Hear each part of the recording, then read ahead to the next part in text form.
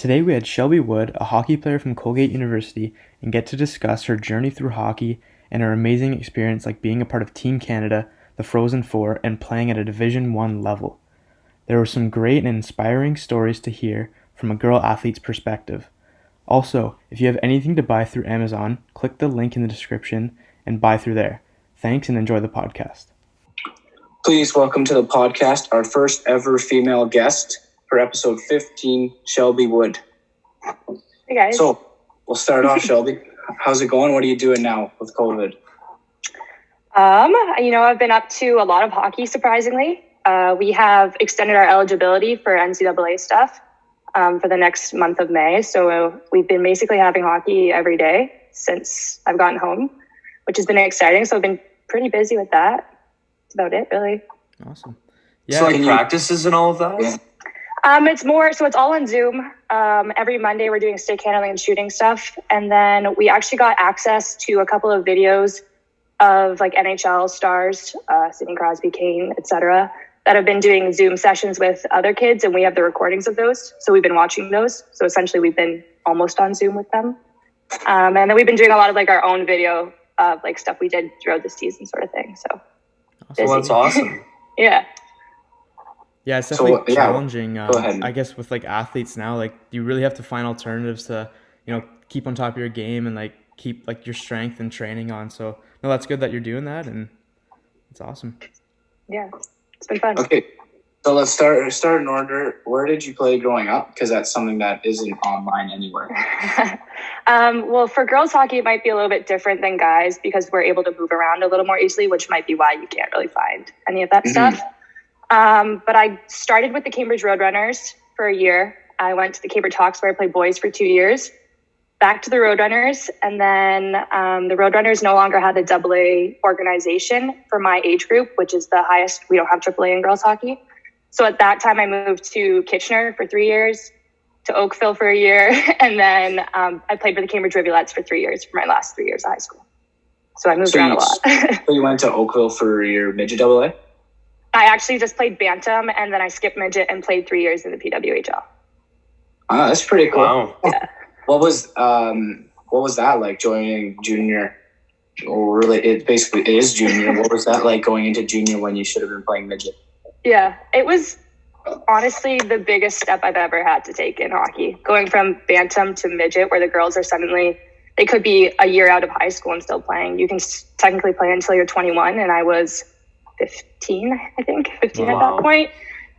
So that was a huge transition, just like speed wise, size of the girls, strength of the girls was insane.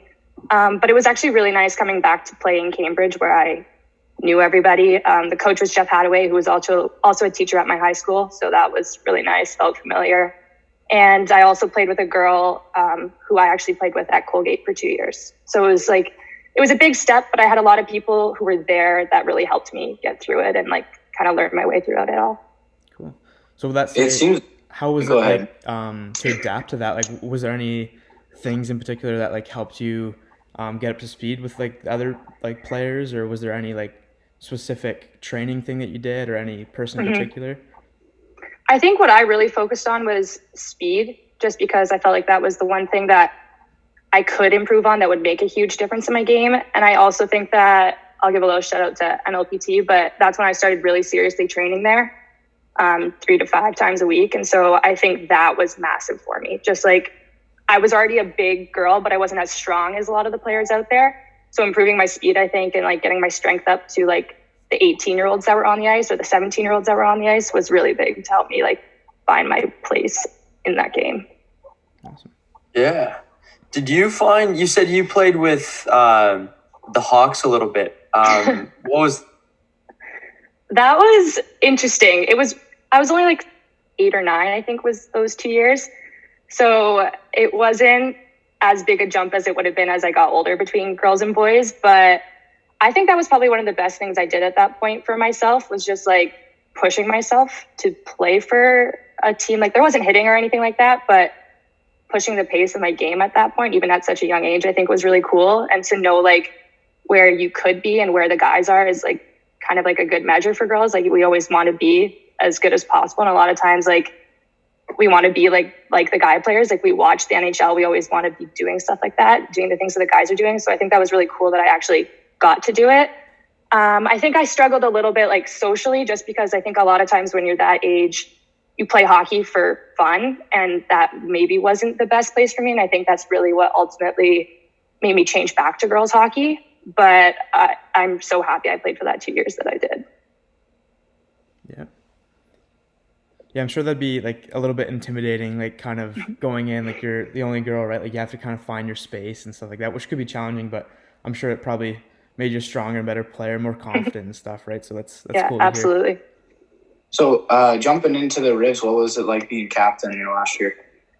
That was exciting. I'd never been captain on any team any time before that. And it was kind of cool because I think there was just so much trust between like my coaches and me and the rest of the team. I think it was really exciting because I had played there for 3 years, and I was the person who had played there the longest when I was there. And just like, I feel like because I had so much experience in the PWHL, it was really exciting to be able to like hand that experience down as a captain to the rest of the players on the team.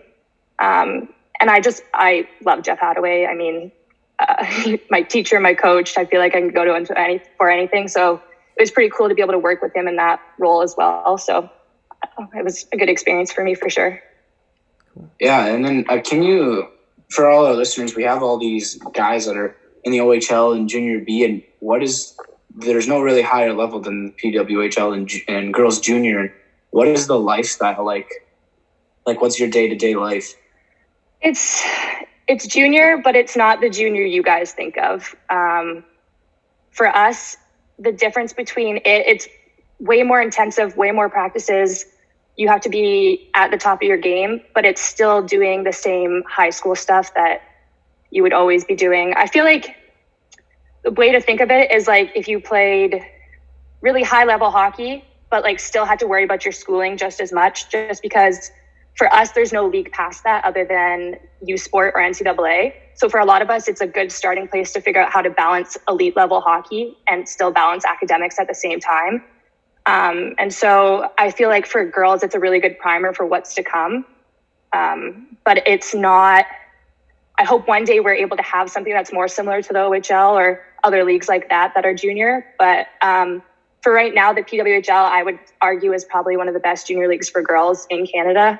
There are a couple out west that are very competitive as well, but I do know like a lot of girls are willing to come and bill it and things like that to play in the PWHL. So it's a growing league, and I think every year it's getting better and better. And I hope one day it gets to the point where it's like you said, like it is junior, and I like wish people would see it as the way it is, something like that. Yeah. Right. Yeah. And but what's the travel like? Like, I think that's what people don't realize. Like you said, people don't realize, but you're pretty far, aren't you? Yeah. So when I played, it's a 20-team league. I believe it's still the same.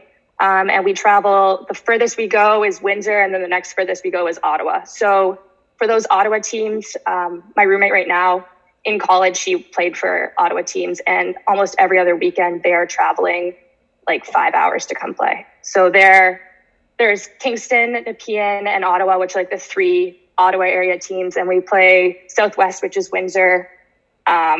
And I believe there's another one on the way out towards Windsor. So those teams travel a lot. A lot of it is based in the GTA though. So being in Cambridge was nice. I was about like halfway between all the places I needed to go. But it's 2 games a weekend, 3 if you're traveling far. So like the Ottawa weekend, you'll play all 3 teams. But it's a 4-day-a-week schedule plus 2 games, essentially. Did you enjoy the traveling part of it? Because I know, speaking personally from football, I know on our away games we would love the feeling of going on the bus or going away, traveling to a different place to play. Did you also enjoy that? For sure. I mean, the only ones we actually got to bus to typically were those far away ones like Ottawa or Windsor. And so those were always weekends we look forward to, just like what you're saying. It's fun to be on the bus with the team and stuff like that. Traveling, I never found traveling to be a big issue, but I do know that when people were playing on those Ottawa teams, like they would miss 3 days of school like every other week just to be on the bus for those road trips. So I'm sure they might have a different opinion than I did, but I definitely enjoyed that part of the game for sure. And I mean, that's what you get to look forward to when you go to the NCAA or you go to play youth sport, is like traveling all the time to do that. So again, I think it's just something that like prepares you for like how to handle that. And it's a blast. I love it. Yeah. Yeah, Awesome. for sure. So what was Oh, sorry. I'll go quick. I had to go off key sig. It's also a little bit different though too when you guys are in football and it's like 3 or 4 times max versus like Shelby's going all the time, or like if like when you're on the like we would bust to a bunch of games, it's like not as special because it's just kind of normal. Right. Yeah. And then Ottawa teams, like they would probably hate it. Like that would suck. McFarland talked about how he would have to go like 12-hour bus rides and he'd have to rock paper scissors to get to the bathroom. Yeah. I don't think it would be very enjoyable. No.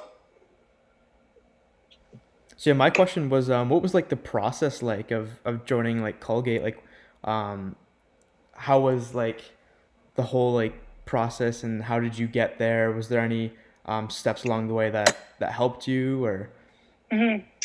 So I would say my process of getting to Colgate was a little bit unique just because I played with Julia Van Dyke for 1 year on the Rivulets, and she was a goalie who also played at Colgate. And because she was committed to Colgate when she was playing for the Rivs and I was playing for the Rivs, we always made an effort as a team to like go and tour a U.S. school and sometimes even play that U.S. school. So when I was in grade 10 and Jules was in grade 12, we went and we toured Colgate and we played against Colgate. And at that point, the head coach saw me play, and that's kind of when communication between us started. It's a difficult process because at grade 10, you don't even know really what you want to do with your life. You're trying to figure out whether you even want to take science next year in grade 11. And suddenly you're being asked like what you want to take in university and where you want to play and where you want to live for the next 4 years. And I think that it was a challenging experience just because there are so many things that you just don't even understand yet. But I think the reason that I ended up at Colgate was because they made that transition so easy for me, probably. And just like the feeling you get when I was even just at that school the first time touring and playing against them, and just, it's cheesy to say it, but you just like know when you step on campus for the first time that you feel at home there. And that's exactly what happened. And I fell in love with the coaching staff. We had a brand new rink being built for my first year coming in. It was just like all the right things happened at the right time for me, and I really lucked out that way. And so once that communication started in grade 10, there are a lot of rules that prohibit you from speaking to coaches. And so I had to do a lot of the reaching out, and I ended up visiting again, talking with the coaches constantly. And then I think it was December of my grade 10 year, I committed to Colgate. So what year would that be? 2015, I think. Okay. That's early for sure. Yeah, that's In great. grade 10, it's really cool. Yeah, so they put some rules in place since then to kind of stop the really, really early commits, just because it got to the point where girls were committing almost before they even got to high school, sort of thing. And so the NCAA has tried to stop that a little bit. And there have always been ways around rules and things like that. But I think it's really good that they've put in these new rules that make it later in your high school career that you start committing, just so that you have a little bit more of an idea of what you want to do. But even though I committed so early, I think that's still the best decision I've made. So what do you think your view on that? Because I think, like, personally, from like an outsider's perspective on that, I kind of find that a little bit too early. Because I think from like what I know as when people commit, it's usually like right after high school, like your grade 12 year, where you've had all this time to really kind of think of what you want to do. So when you're committing, like you said, at grade 10, that's really early in the decision-making process. Like you kind of think, oh, what if I made a mistake, or what if another offer comes that would have been better? Like, I know for your perspective, you really, you're happy with Colgate, which is amazing. But I'm just thinking for some other people as well. I think from like, as an outsider, it seems a little bit as an early stage. yeah, I think exactly what you're saying is why the NCAA has put in rules to change that.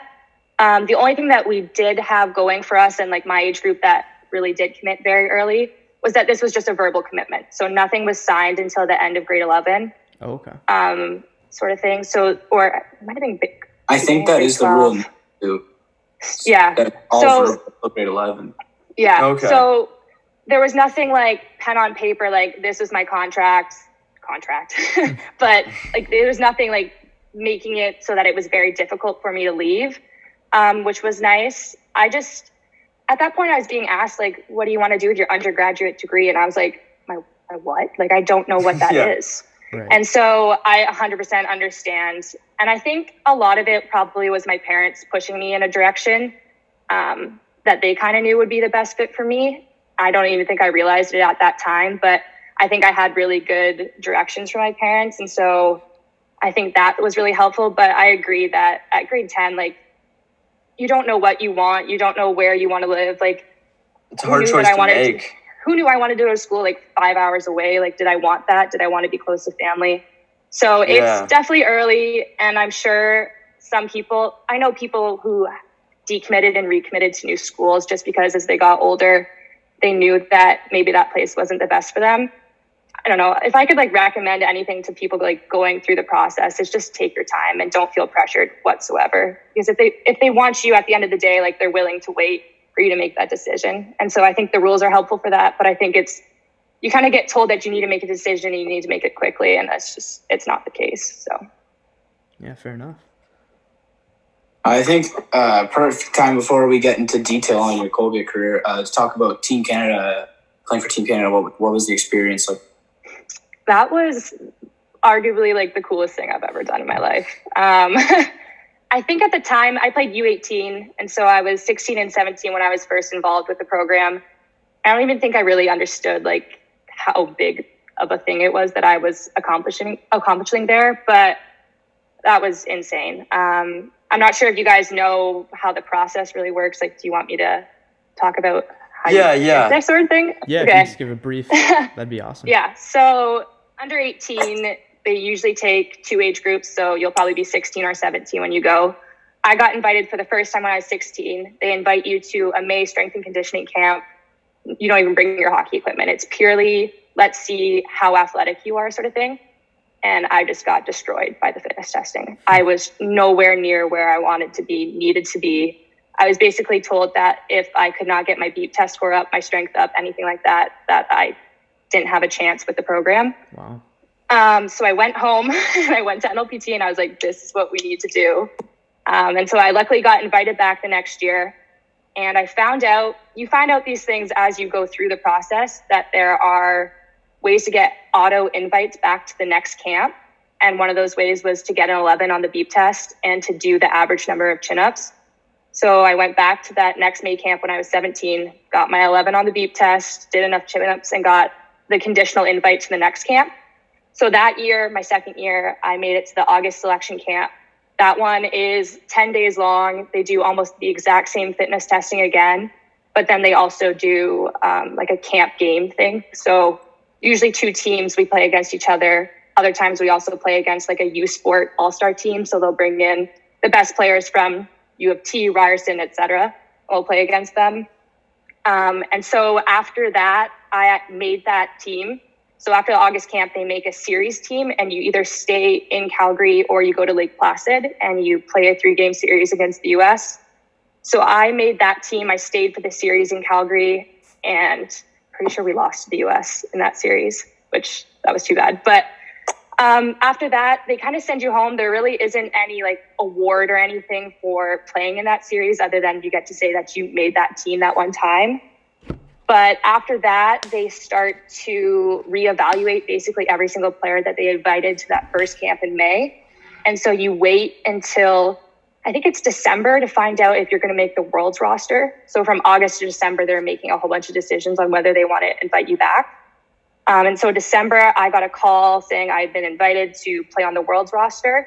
Oh. And so in January of 2017, we flew to Prague and we played in Zlin, which is also in the Czech Republic, for Worlds. And we lost to the US in the final game, which was tough, but that was an unreal experience. Like, I never thought I'd be able to go overseas to play hockey, and that was what I got to do. So, yeah, that's awesome. Yeah, no, that sounds crazy. Quite the process. Yeah, wow. Yeah. We talked to Tristan Lennox about, he played for the men's U18. They were basically just one camp and when you're gone, but that's a crazy progress. And what was it actually like playing in Czech Republic? Insane. I mean, it's awesome because you know that there's that rivalry between you and the US, and we got to play the US twice, and those games were insane. Just like all the US parents, all the Canadian parents, like very solid crowd.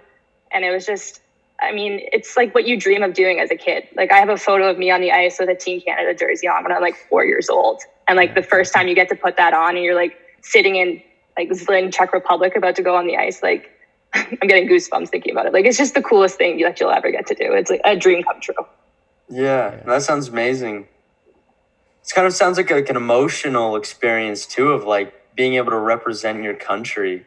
Absolutely. I mean, like we're Canadian, like that's what we want to do. It's like what we're born, like taught me, like let's wear the maple leaf, and I got to do that. And so, I mean, there's nothing more you could ask for. Yeah, for sure.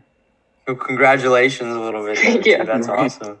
So, I just kind of want to move on. So we talked to Lennox, and he said that he was like waiting for like 3 hours or something like that in the hotel room. So like, what was your experience like, like getting that call or?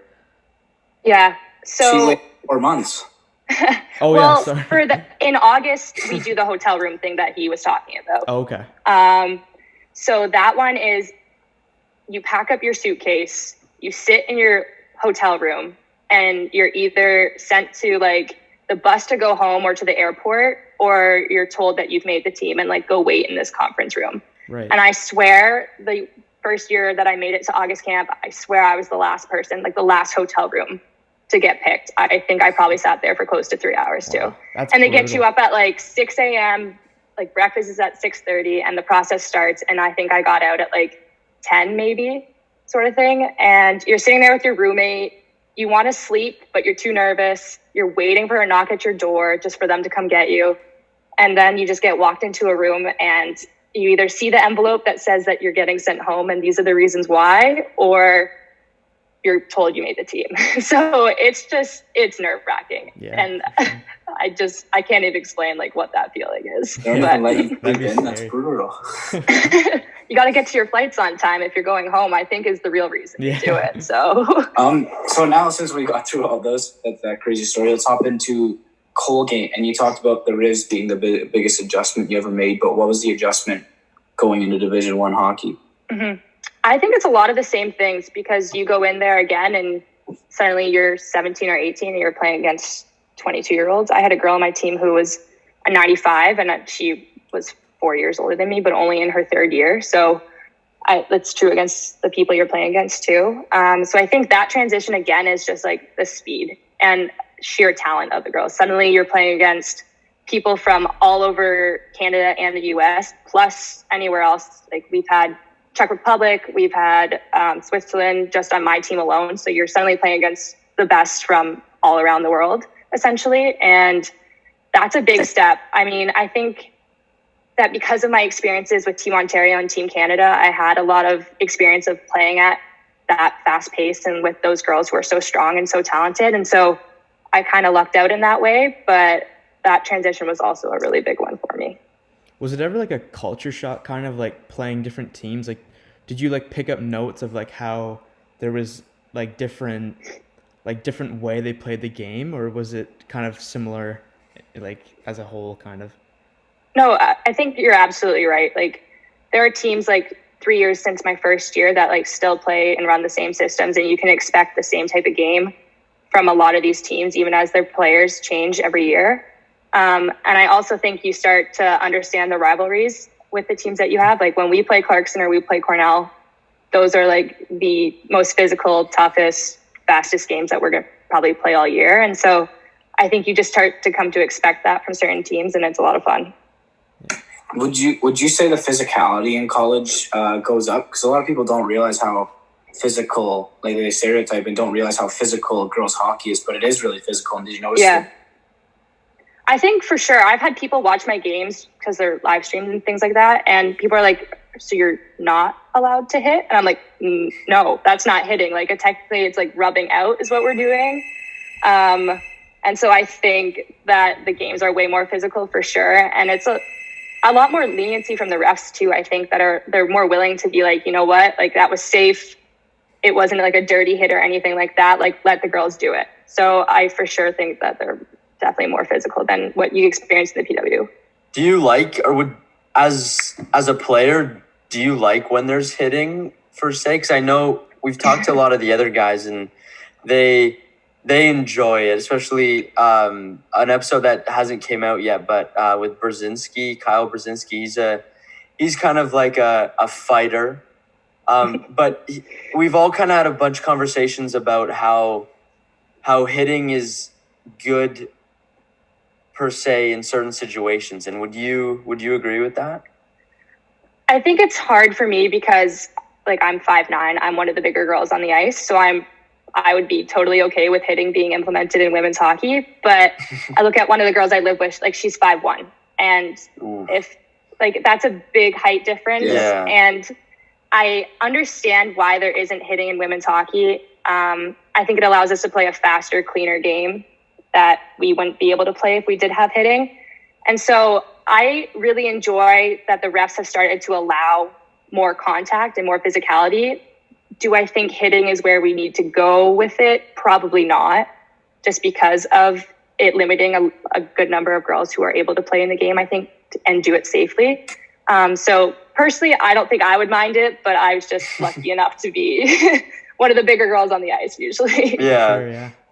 Yeah, I agree with that too. And I think this will never happen or anything, but like, I don't think hitting's a necessary thing in hockey. Like, it will never happen, but I think you could take it out. And I think it shows in women's hockey that they do have a bit of a lenience, but it's more skill based, obviously. Mm-hmm. Like, and I think even hitting in guys hockey has started to like decrease over time. Like, I agree. I don't think it'll ever get taken out just because people fans want to have it in hockey, but yeah, 100%. Like, I think it's slowly decreasing over time, the need for it almost. Right. Yeah. It's more like a commercialized thing, like NHL big hits, it's kind of like that. But sorry, can I hop in quick, Nate? Yeah, no, you go ahead. Since we are on this topic, we didn't plan on talking about this hitting or anything like that. But why, you talk about how aggressive and the concussion rate's higher in girls, like pretty significantly. And playing, like, not obviously none of us have played in that. Like I don't know why do you think that maybe is, or what do you think on it? Well, I'm a neuroscience major, so like bear with me for a second. But there have been studies on like girls who have been doing headers in soccer versus guys, and girls are actually like just as likely, if not more likely, to get a concussion from the same type of like impact sort of thing. Don't quote me on that, but I'm pretty sure that's the study that I read. And so I think girls in general might be just like more susceptible to it. But I also think that because there isn't hitting, when it happens, we're not in the right positions and ready for it. So like, makes sense. If I have my back turned and you hit me, I'm not expecting that. I'm not in a position to like defend myself, stop myself from falling. Like, it's just not something that I've ever been prepared for. And so I think that probably has a lot to do with it as well. It's just like, we're not used to it, so we're not ready for it. Yeah, that's a good point. Nate? So, I don't want to jump like too far, but how is like the D1 kind of lifestyle? Like, is it, because I mean, I'm sure like so many athletes like dream to go to, play for a D1 division or D1 school. So how's that like? What's your day-to-day kind of like? Yeah. So at Colgate, we have classes that run from 8:30 to 4. So from that time, we have no hockey. There's nothing going on until at least 4:45. It allows us time to get down to the rink, get prepared, and get on the ice. So for me, I usually have 2 or 3 classes a day within that time frame. And then a typical day will be, we'll lift usually at like 4:45 sort of thing. And then we'll practice at 6:30, or we'll flip it. We'll practice at 4:45 and lift right after sort of thing. And so typically 2 lifts a week, 4 practices, and then on Thursdays you leave for your road trip, or if you're at home, you'll go to class and stuff on Fridays. So it ends up being 2 games, 4 practices, typically 2 lifts, and that's basically true for almost every team in the league. Occasionally you'll play a game like midweek, but that'll always be against a nearby team. So for us, that could be Syracuse University. We play sometimes on like a Tuesday. But it's a grind. You start at 8:30, and sometimes I don't come home for dinner until 9:00 at night. And it's just learning to balance school, life, hockey, and then anything else you want to throw into the mix. Because you're also there to get the Colgate experience, right? So you want to be involved in those clubs. You want to be in those organizations that get to do stuff. And then you want to be a good hockey player and a good student. So I think the D1 lifestyle is just like being able to time manage everything and just put 100% to everything, even though it might not be possible to put 100% into everything that you love doing. Right. Yeah. Well, that's tough. And it certainly takes a certain person to do all those things. Right. So yeah, that's awesome. Good to hear. What would you say the coolest / farthest place you go on the road is? For Frozen Four, we flew to Minnesota, which was cool. And then last year, we also flew to Minnesota again to play them just as non-conference games. The furthest we go for a road trip, like in the bus sort of thing, is I believe our Princeton and Quinnipiac road trip. That one is 8 hours-ish, I think. And that one's tough because Princeton's in New Jersey and then Quinnipiac's in Connecticut. So the trip between the two schools that you play back to back is also far. So that one is a grind of a road trip. But I honestly think my favorite road trips are the ones that are against our rivalries, which are our closest schools. So Cornell and Clarkson are really fun ones to do too. Cool. Yeah, I think that's perfect time to hop into the Frozen Four too. Obviously, Clarkson. We might as well take us through the whole experience because the Frozen Four is obviously a huge deal. So what was that like flying out there and stuff like that? Yeah, I think that one was so cool just because it was my freshman year. You kind of come in with no expectations. The seniors on my team that year, their freshman year, they won 7 games. And the 8th game that they won was against the Cambridge Rivulettes. So they were not a team that was winning or anywhere near 500.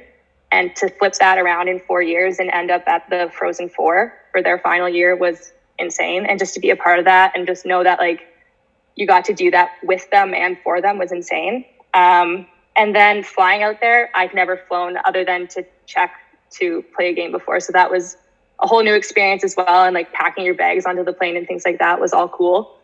And then getting there, it's just a surreal experience. It's kind of one of those things that you also watch growing up and you find out that you're going to play NCAA hockey and suddenly that becomes the next goal of yours is to make it to the Frozen Four. I think the coolest experience was probably sitting in our locker room when we got the bid for the top 8. And so you find out who you're playing and it's just a live draw on TV. And so that was a really cool experience as well, just to hear your name called on TV and be you guys are going to play in the NCAA championship. I guess once we were in Minnesota, the semifinal was nuts. We went into double overtime. It was a 94-minute game. I just remember standing on the bench. I don't remember the game. I'm not going to lie to you. I have no recollection whatsoever, just pure exhaustion. But I remember standing there and I couldn't sit down because I knew that if I sat down, I wouldn't be able to stand back up. And I knew that if I stood up straight, my knees kept buckling on me. So I was just hanging onto the bench, just doing everything I could to stay in the game. And in the 94th minute, a girl on our team who we didn't even know whether she was going to dress or not because she was having such bad back injuries, she scored her 3rd goal of the game. And that was just nuts. That was the coolest thing ever. We kind of made it a goal of ours halfway through the season to play on March 18th. And the final game of the year, the national championship game, was on March 18th. And at that second, we found out that we were going to be playing in that game that we decided halfway through the year that we wanted to be playing on. And that was just the coolest thing ever. Yeah. And then I know it might be tough to talk about, but what about the final game, obviously? Yeah. That one was exciting just because the rivalry between Clarkson and Colgate. That has been ongoing for my entire career now. And just being able to stand there and even hear your name announced for the championship game of the season was just an incredible experience. Again, I feel I barely remember these games just because it's pure adrenaline the whole time. I do remember I was on the ice for the goal against in overtime that made Clarkson win the game, which was tough. But just like to say you got there is just like, that's what we wanted to do. Like March 18th was the day we wanted to be playing on, and that's what we did. And so it was tough that we couldn't beat Clarkson, stop them from repeating that year and like win that for our seniors who won 7 games their freshman year. But still, just like to say that I got there, and like that's just like the best thing that you can do. And I don't know, again, it's like one of those emotional things where you're like, I can't believe I got to do that in my hockey career at some point. So many people they just don't get the opportunity to do so. Yeah, it's pretty surreal. Yeah, and I hate to backtrack, but when you're talking about it, it brought up a great point. Could you explain to everyone listening that people here aren't necessarily familiar with how do you get into the Frozen Four? You said the drawn, like what's the pathway to get there? It's a confusing process, 100%. But throughout the year, there is a top 10 ranking, and coaches, anyone who's anything in hockey kind of votes on who should be in that top 10. And you have this thing called RPI, which it's confusing to explain, but like if we lose to a really good team, but then that really good team beats an even better team, it looks better that we lost to them because they do well against good teams too. So that's kind of like how your RPI moves up and down. And so top 8 get a bid to the to the tournament in general. So the teams who make that top 8 ranking out of that top 10 are the ones who get bids. And then at that point, 1 plays 8, 2 plays 7, etc. And whoever is the higher ranking team hosts. So that year we got 3rd place bid, I believe, and we played Northeastern. And so we hosted them, we beat them, which then sent us to the Frozen Four. And then again, it's just the top ranked teams, 1 plays 4, 2 plays 3. So we ended up playing Wisconsin in that semifinal game, won in double overtime, and then that was how we got to the championship game against Clarkson. That's a crazy experience, holy. Yeah. And the process is nuts. I try to understand it and explain it, and I feel like sometimes I still don't even really understand where they get the numbers from. But just to hear your name called in the top 8, like that's what you want to hear. That's the most important thing, yeah. Yeah, exactly. But yeah, kind of wrapping it up in a way, but what do you see yourself doing next? What has the future in store for you? That's a tough question. I don't know if you guys have been keeping up with professional women's hockey at all, but it's kind of in a really precarious position right now where there's still a league that you can play in, but there's also a players association that is formed that is essentially resisting playing in the league so that we can get a league where women are paid enough to live a life as a professional women's hockey player and not have to play as like a working person or as a mom trying to do all 3 things at the same time. And so I don't know exactly what I want to do. I also know that I would love to go to Europe and play a year there. And my roommate and I have discussed that. There are professional leagues there as well.